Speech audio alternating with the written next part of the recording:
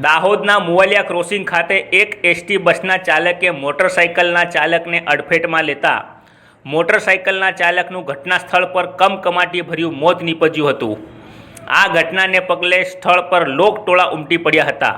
ઘટનાની જાણ 108 emergency ambulance સેવાને કરવામાં આવતા 108 ઇમરજન્સી એમ્બ્યુલન્સ સેવા ઘટના સ્થળ પર દોડી ગઈ હતી, જ્યાં એમ્બ્યુલન્સના તબીબ દ્વારા મોટરસાઇકલના ચાલકને મૃત જાહેર કરવામાં આવતા મૃતકના પરિવારજનોમાં ગમગીની છવાઈ ગઈ હતી।